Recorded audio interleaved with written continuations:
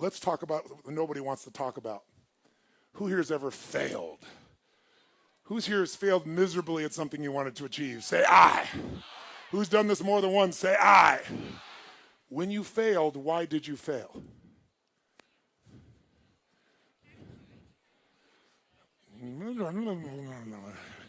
Why are you suddenly tongue-tied? Come on, tell you what. What did you used to say the reason you failed when you were bullshitting yourself? You know I know better, so you're not telling me the truth. What did you used to say? I failed because? Okay, good. I didn't have enough money. What else? Didn't have the right technology. Good, sir. Why'd you fail? I had the wrong people. They say I had the wrong leader. Isn't that interesting? It was the economy. Bad economy. Not enough time. Didn't have enough time. Now, I asked this question for the first time about 7 years ago. I was at this place called TED. Anybody watching those TED videos? And TED didn't have a website or anything at that stage. It was a very small program. It was done for about 800 people in Silicon Valley, most of them billionaire investors, the founders of Yahoo, the founders of Apple, the founders of a whole series of companies. And I was brought in, and they say, you got 18 minutes, which my shortest seminar is 4 fucking days. So I'm like, you gotta be kidding me. And then before they introduced me, the guy who was introducing me wasn't the guy who invited me, and he was an English guy. We're good friends today. But back then, he didn't know who I was. He thought I was a motivator. So he got up and he said, first thing he said to me before I went out there, he goes, nice to meet you. Don't have people do that jumping shit I heard you do.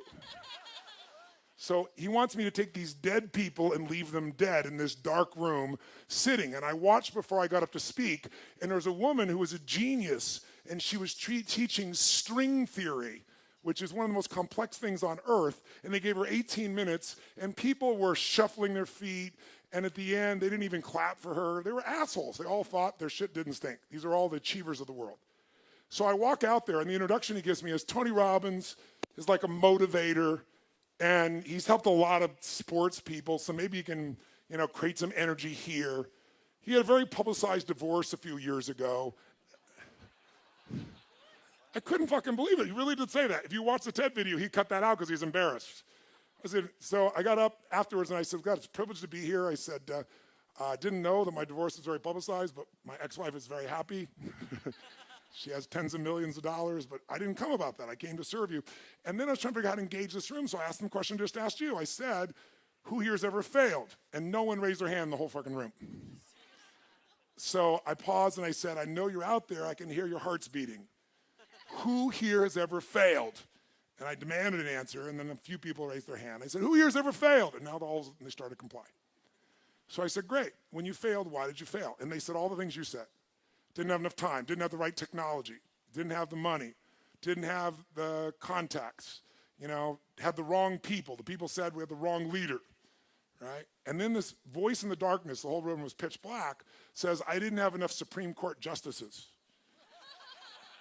And I look down, and it's Vice President Al Gore, who you probably don't know much about American politics, but he and Bush Jr., they tied, basically, and had to go to our Supreme Court to decide who's going to be it, and he lost. And when he said that, we were in Northern California, which is all Democrats, would have been supporters of his. They all stood up and gave him a standing ovation when he said this. And when they stopped the standing ovation, I said, that's one way to try to explain why you didn't become president of the United States. But I wouldn't say it's an accurate one. And there was this pause, like, what the fuck is he about to say? And I said, because let's just do this logically. Everything you people have told me, I didn't have the technology, I didn't have the right contacts, I didn't have the time, I didn't have money. Everything you've told me, I didn't have enough Supreme Court justices, those are resources. And so you're telling me I failed because I didn't have the resources. And I'm here to tell you what you already know. Resources are never the problem. It's a lack of resourcefulness is why you failed. Because the ultimate resources are emotional states. If you're creative enough, can you find the answer? Yes or no? If you're determined enough, can you find the breakthrough? Yes or no? If you're passionate, loving enough, can you get someone to help you? Yes or no? If there's no way that you're committed, can you find the money even if you don't have it? Yes or no? So I said creativity decisiveness, passion, honesty, sincerity, love. These are the ultimate human resources. And when you engage these resources, you can get any other resource on earth. And I said, so you told me all the resources you're missing and you hypnotize yourself into believing that you don't have what you want because you don't have the resources, when the most successful people in history had no resources, but they were incredibly resourceful, so they got the resources. Resourcefulness is the ultimate resource. And if you don't have what you want, stop telling yourself the story because you don't have the money, you don't have the time. That's bullshit. It's because you haven't committed yourself where you would burn your boats. If you want to take the fucking island, burn your fucking boats. And you will take the island because people, when they're going to either die or succeed, tend to succeed. But most of us give ourselves a way out, and that's why we don't have what we want. So if you and I really want to know what's going to take to get your dream and make it real, it's to stop all the things you've told yourself that aren't. And I'm here to tell you what I said at the top of our discussion. 80% of success is psychology and 20% is mechanics. That's true of running your business. That's true of your intimate relationship. That's true of your body. That's true in your level of happiness. So you got to know the 20% because that gives you the edge, right? Those strategies. But you got to know the psychology. If you're in business right now, there's a few things. The chokehold, since, again, how many own a business? So I'm real clear. Really do own a business. You're not thinking about it, you own one. Raise your hand so I can see. Shit, most of you, I'm impressed. So if you own your business, I'll tell you right now, the chokehold on the growth of your business is you. It is not your people. It is the leader of this organization. The leader is the chokehold. And the chokehold comes in one of two forms. Your psychology. You think you've tried everything. You've tried everything but what fucking works. Who knows what I'm talking about here, right? Or it's a skill that you're missing. Like you really are incredible at writing code, but you don't know shit about accounting and finance, and it's eating your business alive. Because I got to tell you, 96% of all businesses in a 10-year period of time go under. Only 4% make it. By the way, make it doesn't mean that you succeed and have any money. It just means you're still standing. 4%. And by the way, after 10 years, you're set, right? There's no more challenges. Ever heard of a company called Lehman Brothers? Right? 100-year-old company. If you took their gross revenues and added them up, it'd be $1 trillion over the decades. $1 trillion with a T, and they're no longer here. That's how competitive the world is today. So if you got in a business and you're in it right now, I love you, I respect you as a brother or sister, and I know you're a crazy son of a bitch just like me. You have to be. Who gets in a sport where the longer you play, the more likely you die? You're a gladiator if you're in business. A gladiator goes out there and they know every time I go out, I can die. And the longer I stay in the game, the more likely I die. But every day they go out to win. That takes an incredible psychology. But in that psychology, we bump onto limits, and that's what you got to shift. And if your psychology is solid, then you got to say, where are the skills I'm missing? Because that's equally important. If you don't know how to market in the world we're in today, if you don't know the cutting edge of marketing, I'm only here today. I have the privilege to be with you here. How many of you are in this room because you listened to an audio, you read a book, or a friend? Let me separate. How many are here because you read a book or listened to an audio, and that created the basis for you to want to be here? Wow. How many are here because somebody told you, you got to go see this guy? Let me see your hands. You saw that. Let me see your hands nice and high so you can look around the room. So about 85% of the room. I created a brand, and that's why I have the privilege to serve you. But that brand came because I realized early in my career, I get the best ideas in the world, but they're going to die on my lips unless I can market them, unless I can build a brand. It is the most important thing today because the world is made up of commodities. The world is so competitive. If you're a commodity, if you're a race for the lowest price, you will be out of business within 10 years, probably more like 2 to 5. You have to have something that separates you from everybody else on earth, and until you find out that's something, you will be stressed and you will be struggling. But everybody has it, or anybody can create it. That's my expertise. My companies, I started with 0. We do more than 5 billion with a B per year, my companies, combined.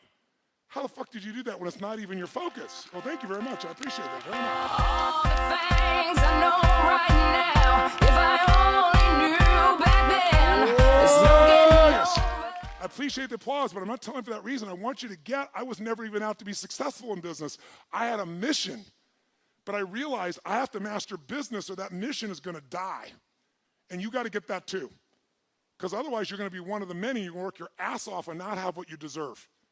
So this is an area that deserves mastery, not dabbling. And probably most of you in this room work your ass off on your business, and you're so working in the business, you're not working on the business. I know you know the difference. And if you do, you're not getting distinctions that are cutting edge. One right strategy can save you 10 years, but you've got to go get it. You can't just keep doing what you're doing and then pumping yourself back up. So you got to get the skills. Marketing is one of those skills. Selecting the right people is everything. Who selected the wrong person, and as a result, it cost your business big time? Either in a partner, salesperson, something, raise your hand, say I. You got to develop a system, pick the right people. You live and die by that. And we all know it's not the person that you hire that hurts you, it's the one you don't fire. So knowing how to pick the right people, knowing how to train those people, knowing what you're going to do in sales, knowing what you're going to do in marketing, knowing what you're going to do in the financial side of your business is everything. You have to master these things. You can't hope and expect your business to be there. So how many of you have a college education in this room? Who's got a college education? Keep your hands up nice and high. How many feel like, clap like crazy if you agree. If you disagree, go, eh. How many agree that your college education prepared you for the life in the 21st century to give you the greatest results you could possibly get for your body, for your mind, for your business? However, how many wouldn't have traded that experience because it had other things in it that are priceless for you? Relationships, insights, say I. So it might be time for you to up your education. You kind of came here as a taste of that. I'm telling you because if you're in business, come see me. I'm doing a program you can fly and see it around the world, or you can see a program here in Australia, but you got to come up in the business piece. Let me serve you. I'm not holding back today. It deserves the 5 days and nights. And oh, by the way, if you make an investment today, what kind of return are you hoping to get? You, sir, you invest in your money, what's the return you're looking for? Real, in the real world, today. No, I'm asking you, what return do you want on a dollar investment? If you invest your money, what are you hoping to get as a return on an annual basis? What are you looking for on an annual basis? 20 to 1. And how often are you doing that? Good try. How many of you would love to get a 20% return? Think that would be extraordinary investment? Say I. If you want to come to an event with me, it's $10,000. That means a $2,000 return. If I can't get you $1 million return, you shouldn't come. If I can't get you immediately in the next year a 130% return, you don't pay anything. I'm not selling you. I'm telling you, don't let this be the end. Let it be the beginning. Who's with me on this? Say I. Having said that, if I never see you again, let me give you fundamentally the structure and how to break through on anything. And here's what it is briefly. Breakthrough. What is a breakthrough, by the way, so we're clear? If you say you're having a breakthrough, who's ever had a breakthrough? You fought, and then you had a breakthrough. Who's had this happen before? Say I. A breakthrough is when there's something you struggle with for a long time. You say you're going to change. You say you're going to make it happen. You're going to lose that weight. You're going to grow your revenues. You're going to make that profit. You're going to make something happen. You're going to find that relationship. You're going to stop smoking, and you get right near the edge, and then you pull back. Who's done this multiple times before, but then finally had a breakthrough? You broke through and actually changed it. Say I. So jot down what a breakthrough is, and let me give you the 3 steps of it. A breakthrough is a moment in time. That's what it is. It's a moment in time. It's a moment where suddenly what was impossible becomes possible. And what makes it possible is you take immediate, massive what? Immediate, massive what? Action. For that to happen, for the impossible to become possible, and for you to have action that's going to get results, really, I found over the years, any kind of breakthrough that you're going to have requires 3 things to it. And if you never see me again, and you're ever in a place where you say, I'm sick of fighting this, I'm sick of not getting results I want, I don't want to just learn more, I want to break through. If you remember this and go back to this simple formula, and by the way, I've made this simple purposely. You know why? Complexity is the enemy of execution. The more complex you make it, the less likely you're going to execute. I'm so good at getting people to do things because I make it so damn simple, you can't miss it. So let's do it. What's it going to take to have a breakthrough? Before I tell you, let's have you think of an area where you once fought and you finally had a breakthrough. For you personally, what's an area where you pushed and pushed and pushed, you couldn't do it, and you finally made yourself do it and broke through? How many can think of a specific area of your life where you actually did create a breakthrough? Say I, if you can remember one. Oh, say it strong. Say I. Say I. What was that area? Say it out loud. What was the area? Just say it out loud. What area did you break through in? Say it out loud. What was the area? Okay? So now, you've had success before. Let's do it again. I'm going to show you the 3 things you need for a breakthrough. Any one of the 3 can do it. All 3 of them together, you will absolutely break through. And I'm going to give them to you in reverse order of importance, meaning I'm going to tell you the least important thing first because it's the first thing most of you go for. It's not the most important, but it's very important. Now, before I do it, I want you right now to think of an area you want to break through right now. What's an area of your life right now that you'd like to create a breakthrough? How many can think of something you came here for? I want to change this. I want to rip this open. I want to transform this. I want to master this. Who's got an area of your life right now? Great. Sit up in your chair with some energy right now. Sit up in your chair. Make sure the people on either side of you are in a peak state right now. Come on, get them up in a peak state. Show them what a peak state looks like by your example. Come on now. Come on now. Wake it up. Come on. Wake them up. Wake them up.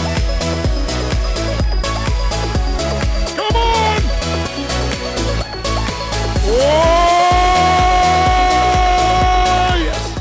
All right, right now, pick an area you want to create a breakthrough in. What's an area you want to create a breakthrough in? Money, finance. Great. What specifically do you want to create a breakthrough about money or finance? I'd like some money. Now here's the problem. Ask and you shall. So if she says, I'd like some money, I could give her $1 and go, okay, now you got some money. Let's move on. If you're that general, you're probably getting what you're asking for. You just don't realize it because you're too general. What's the breakthrough you want with money? To be able to travel the world. And what prevents that from happening now? Money. So we now know what a real problem is. I'm going to show you what a real problem is in a moment. Somebody else, what's the breakthrough you want? What's the breakthrough? Tell me. Raise your hand. What's the breakthrough? What's the breakthrough you want, sir? What is it? To be a leader for my family. What's preventing you from being a leader for your family? My mindset. What specific mindset? What focus? I'm just not focused enough. Now I want you to listen to people's answers because you're going to see why people aren't changing because it's so general. Someone else, be honest. What's the area you want to break through in? Yes, ma'am. What do you want to break through in? She goes, I want to break through in clarity of what I want to do with my career. What do you want to do with your career? You don't know. I know you don't know, but if you did know and had to tell me right now, what would you say? I want to be up there talking to thousands of people. She doesn't know, and then when I say, I know you don't know, what's the answer? She fucking tells me the answer instantly. She just has a habit of saying, I don't know. And when you say, I don't know, I don't know, I don't know, over and over again, you tell yourself a story, you begin to believe that story. And once you believe it, it's manifest. How many of you have ever had, when you're a kid, you're eating dinner, your parent says to you, could you get me the salt? And you're enjoying your meal, you don't want to get up, so you don't lie. You say, I don't know where the salt is. It's not a lie. You don't know its exact position in this moment of time. And your parent says, you know where it's in the kitchen. You go, I don't know where the salt is. You go get me I don't know, you get me the salt right now. What do you say in your head? As you walk in the kitchen, I don't know where the salt is, I don't know where the salt is, I don't know where the salt is. You open the cabinet, really do look. It's not here. It's on the second shelf, they tell you. You think, I don't know where the salt is, I don't know where the salt is. You look and say, it's not here. They come storming the kitchen, they reach right in front of your face, and they go, what is this? Who's ever had one of these experiences? Say, I. Now here's my question. Did your eyes see the salt, yes or no? Yes, your eyes saw the salt, but your mind did not allow you to perceive the salt because you told yourself a story over and over again, a belief over and over again, and it didn't want to make you a liar with yourself, so you created what's called a scotoma, or a blind spot. Now, if you listen to all the people here, they're all searching, so let me give you the answer. 3 keys to a breakthrough. Think of the area you want to have a breakthrough in right now. Your body, your money, your relationships, your career, your business, your joy, your happiness, and let's look at what your choices are. First element, there are 3 S's for a breakthrough. First element most people are looking for is they're looking for the right strategy. They're saying, if I could find the right strategy, I could get this result right now. And by the way, my life, I am a life and business strategist. All I do virtually is seek out the world for fine strategies. I find people have been together for 60 years and they don't just love each other, they're intimate, they're passionate, they make love. And I want to know, what do they have different than other people? And I don't think it's luck, and I know it's not luck, and I figure out what their strategies are. They do things that excite each other. And I find out what those things are, and you can put them in anybody's relationship and it's reignited. I find people, I just got done doing a 4-year project where I interviewed 50 of the most wealthy human beings on earth, the greatest investors in history. And these are all people that started with nothing and became multi-billionaires. And I interviewed them, put it inside the book, the very best of what I've learned. I got a PhD from the people that control the world economy. from the Warren Buffetts of the world, from the Ray Dalias of the world. And once I knew what their strategies are, like right now, one of the strategies I put in my book, it's called Money Master the Game, and I believe it's in Australia now. I think it's coming. Is it here yet? A few of you seen here? In this book, I got one of them to actually give me his strategy, and this man named Ray Dalio. He's the largest hedge fund in the world. This is a guy that rich people, they have money to give to a hedge fund guy. The big hedge funds are 15 billion. Ray is 160 billion. He's 10 times larger than anyone on earth. You have to have $1 billion net worth and give him $100 million 10 years ago to even begin investing with him. Now he doesn't care how much money you have, he won't take your money. And I got him to give me the strategy that he has all of his personal money and he's never told it to anyone on earth, and I put it in the book because I convinced him you're not taking anybody's money anyway, so you're not getting, all the money you can ever take, you're taking, you're giving up half your net worth. I'm going to give this to the average person. Anybody that followed the strategy last year beat the stock market. The stock market in the US was 13.2. It did 15.6. In October last year, his strategy, not mine, I just got it from him. The stock market, the Dow dropped 1,000 points in 1 month. It dropped 6%. This went up 0.2%. First 7 days of this year, the market was down 3%. This is up 1%. Right now, it's up 3.5%. The market's up, 2.25%. And in the last 75 years, it's made money 85% of the time. Imagine. And when it lost, it only lost 1.6%. And when it wins an average of 10%. If you could go to Vegas and win 85% of the time at 10% and lose 15% of the time, how often would you fucking play? And it's in the book. That strategy you do once a year, you rebalance it, and you're done.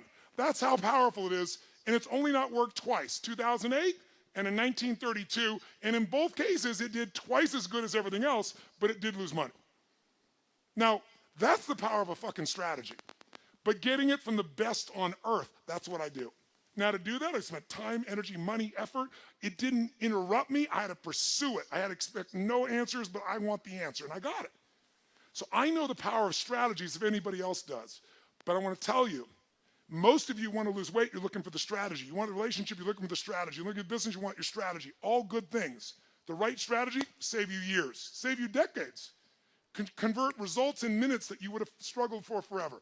So I know the value of strategies. But with all that I just said about strategies, they're not the most important piece to a breakthrough. Because think about it, 70% of the United States is overweight. I don't know the current number in Australia, but it's starting to catch up to the US. Most of the world is catching up to the US. We've polluted everybody else with the same lifestyle. And so guess what? Is it really that hard to be fit and strong? Is it so complex that you'll never understand it? Is that why? Is the strategy complex for fit and strength, to be fit and strong, yes or no? Is it like so unique and special that only the 1% can afford it? No. In fact, don't you have to work your ass off to avoid the information that can make you fit and strong? In fact, today, God forbid, if you wanted to go work out and be trained, how far would I have to leave this building to get to a place where they would train me? How far? There's one right over there, isn't there? And we'd probably drive there. God forbid we'd actually walk to the place we're going to work out and shit, right? And oh, by the way, you don't have to do that. Now you can take out your phone or your iPad right now and download 10 books. We're living in a world where the strategies are all around you. So strategy may be your problem. Often it is, but more often you're missing the number 2 thing you need, and that is the right story. Because the story you have about your life, about your business, about the area of your life that's not where you want, the area you're breaking through, your story is what's making you be stuck. What's a story? It's a belief that you tell yourself over and over again, like, I don't know what the salt is, I don't know what the salt is. You tell the story so often you believe it. A man once said, you tell a lie big enough, loud enough, and long enough, sooner or later people will believe you. Who said that? Hitler. And most of us are Hitler in our own minds. We convince ourselves of challenges. So when a person says, well, I've tried, someone who hasn't lost weight, they'll say, I've tried. Come on, what do they say? I tried everything. Bullshit. If you tried everything, you'd be fit and strong. Well, I've tried thousands of ways. Thousands? Name them. Well, I've tried hundreds. Name them. Well, I've tried dozens. Name them. Well, I did do these 2 stupid things that don't work over and over again. Mine was, I'm big boned. I am big boned, but I was 38 pounds heavier with the same bones. So we often say things that are true to back things up. They are true, you're big bone, but that is not why you're fat, right? So the story keeps us from it. If you don't have the relationship you want, what's the story? All the good ones are gone, and they're gay and I'm not, or they're not gay and I am. There's a story. The story is there. In fact, write this down. The only thing keeping you from getting what you want, the only thing keeping you from getting what you want is the story you keep telling yourself about why you don't have it. The only thing keeping you from getting what you really want is the story you keep telling yourself about why you don't have it yet. Here's what I say. Divorce your story and marry the truth. Divorce your story and marry the truth. And don't make it one of those divorces where you revisit with your old past belief system again. Divorce it, cut it off, and marry the truth. The truth will set you what? But you got to develop the empowering story, because without that, now some of you think an empowering story is the one that allows you to keep going at what doesn't work. I'm not talking about a story where you cover your ass and explain that you're still going to achieve what you want someday in the future, because no one can argue with that because the future's not here, but really you're not doing anything to change significant. Who knows what I'm talking about here? Say I. So you've got to find a story that's going to empower you to act. A story that's going to get you to find the breakthrough. Because otherwise, with a lousy story, you'll never find the strategy, or you'll come up with a reason why it's too expensive, you can't get there, you can't access it, or you'll even get the strategy and then half-assed apply it just so you can reward your story that says it doesn't work because I tried it. Like, it's all bullshit, it's bullshit, it's bullshit, it's bullshit. Jumping and doing something different in your head. Of course it's not going to work, you're not doing it. It's self-fulfilling. How many follow this? Say I. So I want you to get, this is the secret. And by the way, I don't want to make it so strategy doesn't matter, because it does. Let me give you a quick example. Is there a single guy here? Raise your hand if you're a single guy. Let me just see a quick example. Single guys here. And if you're a single guy, raise your hand. I've got so many good examples here. All right, single guys, single guys. Okay, so how about this gentleman right here? Stand up, sir. Give him a hand. Give him a hand, ladies and gentlemen. Come on, give it up in an Aussie hand. All right. What's your name? What is it? Jesse. Jesse, I'm going to get your microphone. Jesse, I bet you're going to get this, because Jesse's he's a good kid. You can feel him. So I think you're going to get the answer. So it'd probably be anticlimactic, but let me just ask you. Let's talk about what nobody wants to talk about. Who here has ever failed? Who's here has failed miserably at something you wanted to achieve? Say I. Who's done this more than once? Say I. When you failed, why did you fail?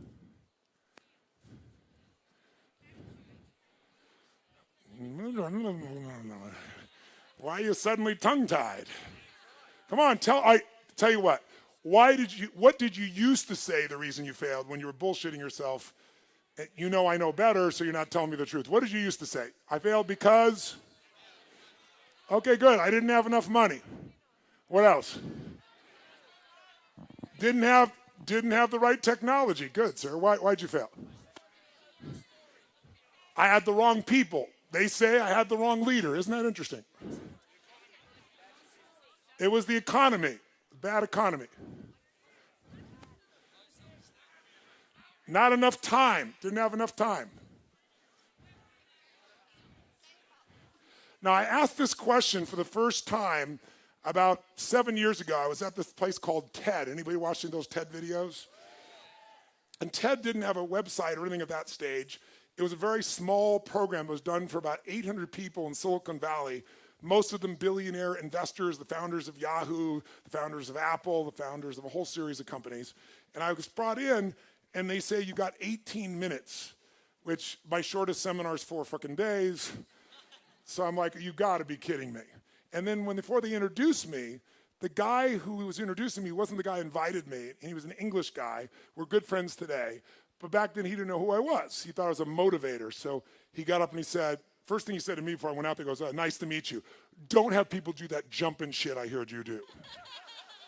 So he wants me to take these dead people and leave them dead in this dark room sitting. And I watched before I got up to speak, and there was a woman who was a genius, and she was teaching string theory, which is one of the most complex things on earth. And they gave her 18 minutes, and people were shuffling their feet.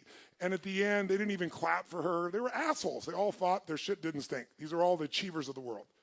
So I walk out there, and the introduction he gives me is Tony Robbins is like a motivator, and he's helped a lot of sports people. So maybe you can, let's talk about what nobody wants to talk about. Who here has ever failed? Who's here has failed miserably at something you wanted to achieve? Say I. Who's done this more than once? Say I. When you failed, why did you fail?